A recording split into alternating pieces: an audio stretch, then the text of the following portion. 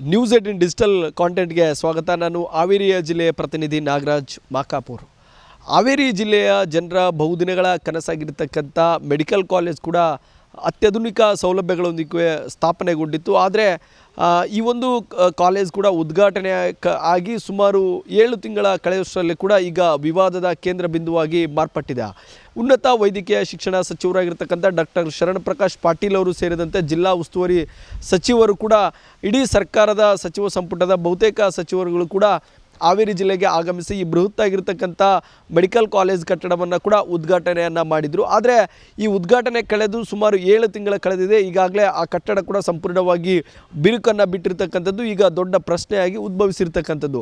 ಪ್ರಮುಖವಾಗಿ ಸುಮಾರು 500 ಕೋಟಿ ರೂಪಾಯಿ ವೆಚ್ಚದಲ್ಲಿ ಈ ಒಂದು ಬೃಹತ್ತಾಗಿರ್ತಕ್ಕಂಥ ಮೆಡಿಕಲ್ ಕಾಲೇಜನ್ನು ಕೂಡ ನಿರ್ಮಾಣ ಮಾಡಲಾಗಿದೆ. ಇದಕ್ಕೆ ಅತ್ಯಾಧುನಿಕ ಸೌಲಭ್ಯಗಳನ್ನು ಕೂಡ ಒದಗಿಸಿಕೊಟ್ಟಿರ್ತಕ್ಕಂಥದ್ದು ಮತ್ತು ಇದೇ ಒಂದು ಕಾಲೇಜ್ನಲ್ಲಿ ರಾಜ್ಯ ಮತ್ತು ಹೊರ ರಾಜ್ಯಗಳಿಂದ ಕೂಡ ಮೆಡಿಕಲ್ ಅನ್ನು ಓದಲಿಕ್ಕೆ ವಿದ್ಯಾರ್ಥಿಗಳು ಸಾಕಷ್ಟು ಸಂಖ್ಯೆಯಲ್ಲಿ ಕೂಡ ಬರ್ತಾ ಇದ್ದಾರೆ. ಆದರೆ ಈಗ ಆ ಕಾಲೇಜ್ನ ಕಟ್ಟಡದ ಗುಣಮಟ್ಟದ ಬಗ್ಗೆ ಸದ್ಯ ಪ್ರಶ್ನೆಗಳು ಕೂಡ ಎದ್ದಿರ್ತಕ್ಕಂಥದ್ದು. ಯಾಕಂತ ಹೇಳಿದ್ರೆ ಆ ಕಾಲೇಜ್ ಕಟ್ಟಡದ ಸಂಪೂರ್ಣವಾಗಿ ಸಿಮೆಂಟ್ಗಳು ಕೂಡ ಉದುರಿ ಬೀಳ್ತಾ ಇದೆ ಮತ್ತು ಕೆಳಭಾಗದಲ್ಲಿರ್ತಕ್ಕಂಥ ಒಂದಿಷ್ಟು ಗೋಡೆಗಳಲ್ಲಿ ಕೂಡ ಬಿರುಕನ್ನು ಬಿಟ್ಟಿರ್ತಕ್ಕಂಥದ್ದು ಮತ್ತು ಏನು ಮೆಡಿಕಲ್ ಕಾಲೇಜ್ ಆಫ್ ಇನ್ಸ್ಟಿಟ್ಯೂಷನ್ ಅಂತೇಳಿ ಕೂಡ ಬರೆದಿರ್ತಕ್ಕಂಥ ನಾಮಫಲಕ ಕೂಡ ಕೆಲವೊಂದಿಷ್ಟು ಅಕ್ಷರಗಳು ಕೂಡ ಕಳಚಿ ಬಿದ್ದಿರ್ತಕ್ಕಂಥದ್ದು. ಇವೆಲ್ಲವನ್ನು ಕೂಡ ನೋಡಿದಂಥ ಸಂದರ್ಭದಲ್ಲಿ ಈ ಕಟ್ಟಡದ ಗುಣಮಟ್ಟದ ಬಗ್ಗೆ ಈಗಾಗಲೇ ಪ್ರಶ್ನೆಗಳನ್ನು ಎದ್ದಿರ್ತಕ್ಕಂಥದ್ದು. ಯಾಕಂತ ಹೇಳಿದ್ರೆ ಕೋಟ್ಯಾಂತರ ರೂಪಾಯಿ ಖರ್ಚನ್ನು ಮಾಡಿ ಒಂದು ಬೃಹತ್ ಆಗಿರ್ತಕ್ಕಂಥ ಯೋಜನೆಯನ್ನು ಕೂಡ ಸರ್ಕಾರ ಸಿದ್ಧಪಡಿಸಿದೆ. ಆದರೆ ಮಾಡಿರ್ತಕ್ಕಂಥ ಕೆಲಸದ ಗುಣಮಟ್ಟದ ಬಗ್ಗೆ ಈಗ ಸದ್ಯ ಪ್ರಶ್ನೆಯನ್ನು ಎದ್ದಿರ್ತಕ್ಕಂಥದ್ದು. ಯಾಕಂತ ಹೇಳಿದ್ರೆ ಬೃಹತ್ ಆಗಿರ್ತಕ್ಕಂಥ ಕಟ್ಟಡದಲ್ಲಿ ಯಾವುದೇ ರೀತಿಯಾದಂಥ ಅನಾಹುತಗಳು ಅಥವಾ ಅವಘಡಗಳು ಕೂಡ ಸಂಭವಿಸಿದಂಥ ಸಂದರ್ಭದಲ್ಲಿ ಇದಕ್ಕೆ ಯಾರು ಹೊಣೆ ಅನ್ನುವಂಥ ಪ್ರಶ್ನೆ ಕೂಡ ಸದ್ಯಕ್ಕೆ ಎದ್ದಿರ್ತಕ್ಕಂಥದ್ದು. ಯಾಕಂತ ಹೇಳಿದ್ರೆ ಒಂದಲ್ಲ ಎರಡಲ್ಲ ಸುಮಾರು 500 ಕೋಟಿ ರೂಪಾಯಿ ವೆಚ್ಚದಲ್ಲಿ ಈ ಒಂದು ಕಾಮಗಾರಿಯನ್ನು ನಡೆಸಿರ್ತಕ್ಕಂಥ ಗುತ್ತಿಗೆದಾರರ ಮೇಲೆ ಕೂಡ ಸಾಕಷ್ಟು ಅನುಮಾನಗಳು ಕೂಡ ಮೂಡಿವೆ. ಯಾಕಂತ ಹೇಳಿದ್ರೆ ಅದಕ್ಕೆ ಬೇಕಾಗಿರ್ತಕ್ಕಂಥ ಪರಿಕರಗಳು ಕೂಡ ಗುಣಮಟ್ಟದಲ್ಲಿ ಬಳಕೆಯನ್ನು ಮಾಡಿಕೊಂಡಿಲ್ಲ ಮತ್ತು ಸಿಮೆಂಟ್ ಆಗಿರ್ಬೋದು ಮತ್ತು ಈ ರೀತಿ ಗೋಡೆಗಳು ಬಿರುಕು ಉಂಟಾಗಿರ್ತಕ್ಕಂಥ ಸಂದರ್ಭದಲ್ಲಿ ಇದರ ಗುಣಮಟ್ಟವನ್ನು ಪರಿಶೀಲನೆಯನ್ನು ಮತ್ತೊಂದು ಸಾರಿ ಮಾಡಬೇಕನ್ನುವಂಥ ಆಗ್ರಹಗಳು ಕೂಡ ಜಿಲ್ಲೆಯಲ್ಲಿ ಈಗ ಭುಗಿಲೆದ್ದಿರ್ತಕ್ಕಂಥದ್ದು. ಯಾಕಂತ ಹೇಳಿದ್ರೆ ವೈದ್ಯರಾಗಿರ್ಬೋದು ಮತ್ತು ನರ್ಸಿಂಗ್ ಓದುವಂಥ ವಿದ್ಯಾರ್ಥಿಗಳು ಕೂಡ ದಿನನಿತ್ಯವಾಗಿ ಆ ಕಾಲೇಜ್ಗೆ ತೆರಳ್ತಾರೆ. ಕಾಲೇಜ್ನಲ್ಲಿ ಕ್ಲಾಸ್ ರೂಮಲ್ಲಿ ಕುಳಿತುಕೊಂಡಂಥ ಸಂದರ್ಭದಲ್ಲಿ ಏನಾದರೂ ಅನಾಹುತಗಳು ಸಂಭವಿಸಿದಂತಲ್ಲಿ ಇದರ ಹೊಣೆ ಯಾರದು ಎಂಬುವಂಥ ಪ್ರಶ್ನೆಗಳು ಕೂಡ ಸದ್ಯ ಮೂಡಿರ್ತಕ್ಕಂಥದ್ದು. ಹೀಗಾಗಿ ಈ ಒಂದು ಕಾಲೇಜ್ ಕಟ್ಟಡದ ಗುಣಮಟ್ಟವನ್ನು ಮತ್ತೊಮ್ಮೆ ಪರಿಶೀಲನೆಯನ್ನು ಮಾಡಬೇಕು ಮತ್ತು ಈಗಾಗಲೇ ಬಿರುಕನ್ನು ಬಿಟ್ಟಿರ್ತಕ್ಕಂಥ ಗೋಡೆಗಳಾಗಿರ್ಬೋದು ಮತ್ತು ಉದುರು ಬಿದ್ದಿರ್ತಕ್ಕಂಥ ಸಿಮೆಂಟ್ಗಳನ್ನು ಮತ್ತೊಂದು ಸಾರಿ ಅದನ್ನು ಸರಿಪಡಿಸುವಂಥ ಕೆಲಸವನ್ನು ಮಾಡಬೇಕನ್ನುವಂಥದ್ದು ಕೂಡ ಇಲ್ಲಿ ಜಿಲ್ಲೆಯ ಜನರ ಒತ್ತಾಯವಾಗಿದೆ. ಹೀಗಾಗಿ ಮುಂದಿನ ದಿನಗಳಲ್ಲಿ ಸರ್ಕಾರ ಆಗಿರ್ಬೋದು ಮತ್ತು ಜಿಲ್ಲಾಡಳಿತ ಯಾವ ರೀತಿಯಾದಂಥ ಮುಂದಿನ ಕ್ರಮಗಳನ್ನು ಕೈಗೊಳ್ಳುತ್ತದೆ ಅನ್ನುವಂಥ ಯಕ್ಷ ಪ್ರಶ್ನೆ ಕೂಡ ಸದ್ಯಕ್ಕೆ ಉಲ್ಬಣಗೊಂಡಿರ್ತಕ್ಕಂಥದ್ದು. ಯಾಕಂತ ಹೇಳಿದ್ರೆ 500 ಕೋಟಿ ರೂಪಾಯಿ ವೆಚ್ಚದಲ್ಲಿ ನಿರ್ಮಾಣವಾಗಿರ್ತಕ್ಕಂಥ ಈ ಬೃಹತ್ ಆಗಿರ್ತಕ್ಕಂಥ ಕಾಮಗಾರಿ ಇಷ್ಟೊಂದು ಕಳಪೆ ಮಟ್ಟದಲ್ಲಿ ನಡೆದಿದೆಯಾ ಅನ್ನುವಂಥ ಪ್ರಶ್ನೆಗಳು ಕೂಡ ಸದ್ಯ ಎದ್ದಿರ್ತಕ್ಕಂಥದ್ದು. ಯಾಕಂತ ಹೇಳಿದ್ರೆ ಈ ಒಂದು ಕಾಮಗಾರಿ ನಡೆದು 1 ವರ್ಷ ಕೂಡ ಇನ್ನೂ ಪೂರೈಸಿಲ್ಲ. ಆಗಲೇ ಈ ರೀತಿಯಾದಂಥ ಬಿರುಕು ಆಗಿರ್ಬೋದು ಮತ್ತು ಸಿಮೆಂಟ್ ಉದುರುವಂಥ ಕೆಲಸಗಳು ಉಂಟಾದಂಥ ಸಂದರ್ಭದಲ್ಲಿ ಅದರ ಗುಣಮಟ್ಟವನ್ನು ಯಾವ ರೀತಿಯಾಗಿ ಮಾಡಿದ್ದಾರೆ ಅನ್ನುವಂಥ ಪ್ರಶ್ನೆಗಳು ಕೂಡ ಸಹಜವಾಗಿ ಜಿಲ್ಲೆಯ ಜನರನ್ನು ಕಾಡ್ತಾ ಇದೆ. ಈಗ ಅಲ್ಲಿ ಸುಮಾರು 450 ಕೋಟಿ ರೂಪಾಯಿ ವೆಚ್ಚದಲ್ಲಿ ಮೆಡಿಕಲ್ ಕಾಲೇಜನ್ನು ಮಾನ್ಯ ಸಿದ್ದರಾಮಯ್ಯ ಸಾಹೇಬರು ಉದ್ಘಾಟನೆಯನ್ನು ಮಾಡಿ ಇನ್ನೂ 1 ವರ್ಷ ಕೂಡ ಆಗಿಲ್ಲ.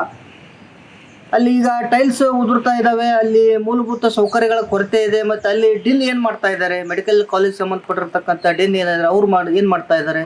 ಮಾನ್ಯ ಡಿ ಸಿ ಅವರು ಕೂಡ ಅಲ್ಲಿ ವಿಸಿಟ್ ಮಾಡಬೇಕಾಗಿರ್ತಕ್ಕಂಥದ್ದು, ಅವರು ಕೂಡ ಮೌನಕ್ಕೆ ಶರಣಾಗಿರ್ತಕ್ಕಂಥದ್ದು. ಪ್ರಜ್ಞಾವಂತ ನಾಗರಿಕ ಸಮಾಜ ಇದನ್ನು ಯೋಚನೆ ಮಾಡುವಂಥ ಪರಿಸ್ಥಿತಿ ನಿರ್ಮಾಣ ಆಗಿದೆ. ದೇಶಾದ್ಯಂತ ಮೆಡಿಕಲ್ ಓದಲಿಕ್ಕೆ ಸುಮಾರು ವಿವಿಧ ರಾಜ್ಯಗಳ ದೇಶಾದ್ಯಂತ ಮಕ್ಕಳಲ್ಲಿ ಬರ್ತಾ ಇದ್ದಾರೆ.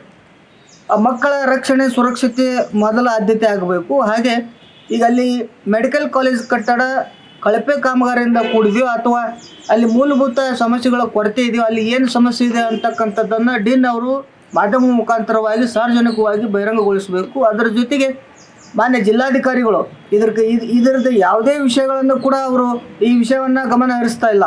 ದಯವಿಟ್ಟು ಮಾನ್ಯ ಜಿಲ್ಲಾಧಿಕಾರಿಗಳಿಗೆ ನಾನು ಮಾಧ್ಯಮದ ಮುಖಾಂತರವಾಗಿ ಮನವಿಯನ್ನು ಮಾಡ್ತಾ ಇದ್ದೇನೆ. ದಯವಿಟ್ಟು ಮೆಡಿಕಲ್ ಕಾಲೇಜಿಗೆ ತಾವು ಭೇಟಿ ನೀಡಬೇಕು. ಅಲ್ಲಿ ಇರ್ತಕ್ಕಂಥ ಮೂಲಭೂತ ಸಮಸ್ಯೆಗಳೇನು, ಅಲ್ಲಿ ಏನು ಪ್ರಾಬ್ಲಮ್ ಆಗಿದೆ ಅದನ್ನು ಗಮನ ಸೆಳೆಯುವಂಥ ಕೆಲಸ ಆಗಬೇಕು ಮತ್ತು ರಾಜ್ಯದ ಮೆಡಿಕಲ್ ಸಚಿವರು ಕೂಡ ಈ ಕಡೆ ಗಮನ ಹರಿಸಬೇಕು. ಈಗ ಹಿಮ್ಸ್ ಅಂತಂದು ಏನೈತಲ್ಲ ನಮ್ಮ ಹಾವೇರಿ ಮೆಡಿಕಲ್ ಕಾಲೇಜ್, ಸುಮಾರಾಗಿ ಭಾರತೀಯ ಜನತಾ ಪಕ್ಷ ಅಧಿಕಾರದಲ್ಲಿದ್ದಾಗ 450 ಕೋಟಿ ರೂಪಾಯಿನ ಮಂಜೂರು ಮಾಡಿ ಅವತ್ತು ಇಲ್ಲಿರ್ತಕ್ಕಂಥ ಪೇಷಂಟು ಹುಬ್ಬಳ್ಳಿ ಮತ್ತು ದಾವಣಗೆರೆ ಎಲ್ಲಿ ಹೋಗೋದು ಬೇಡ, ಅದು ಕೂಡ ನಮ್ಮ ಹಾವೇರಿ ಸುರಕ್ಷಿತವಾಗಿರಲಿ ಅಂತಂದು ಹೇಳ್ಕೊಂಡು ಅವತ್ತಿನ ಸರ್ಕಾರ ಇಲ್ಲಿ ಒಂದು ಹಿಮ್ಸ್ ಅಂತ ಹೇಳ್ಕೊಂಡು ಮೆಡಿಕಲ್ ಕಾಲೇಜನ್ನು ಆರಂಭ ಮಾಡಿತು. ಸುಮಾರು ಅಂದಾಜು ವೆಚ್ಚ 450 ಕೋಟಿ ಮೇಲೆ. ಅಷ್ಟು ಮಾಡಿದ ನಂತರ ಅದು ಇಲ್ಲಿ ಮಟ್ಟ ವರ್ಕ್ ಹಾಕ್ಯಂತ ಬಂತು. ನಮ್ಮಲ್ಲಿ ಸ್ಥಳೀಯ ಶಾಸಕರು ಎಲ್ಲರೂ ಪರಿಶೀಲನೆ ಇದ್ರು. ನಮ್ಮ ಮುಖ್ಯಮಂತ್ರಿ ಆದಂಥ ಮಾಜಿ ಮುಖ್ಯಮಂತ್ರಿ ಬಸವರಾಜ ಬೊಮ್ಮಾಯಿ ಅವರು ಕೂಡ ಅದನ್ನು ವೀಕ್ಷಣೆ ಮಾಡ್ಕೊಂತ ಇದ್ರು. ಅದು ಮುಗಿದ ನಂತರ ಏನಾಯ್ತು, ಇವ್ರ ಸರ್ಕಾರ ಬಂತು, ಕಾಂಗ್ರೆಸ್ನವ್ರ ಸರ್ಕಾರ. ಕಾಂಗ್ರೆಸ್ನವ್ರ ಸರ್ಕಾರ ಬಂದ ನಂತರ ಆ ಕೆಲಸ ಇನ್ನೂ ಅರ್ಧ ಬರ್ಧ ಇದ್ದಾಗನ ಅವಾಗ ಇವರು ಇಮಿಡಿಯೇಟ್ಲಿ ಏನೋ ಒಂದು ತಮ್ಮ ಹೆಸರನ್ನು ತೊಗೊಳಗೋಸ್ಕರ ಈ ಕಳಪೆ ಕಾಮಗಾರಿ ಬಡ ಬಡ ಮಾಡಿ ಮುಗಿಸಿ ಬಿಲ್ ತೆಗಿಯಂಥ ಒಂದು ವ್ಯವಸ್ಥೆನ ಈ ಸರ್ಕಾರ ಮಾಡ್ತದೆ.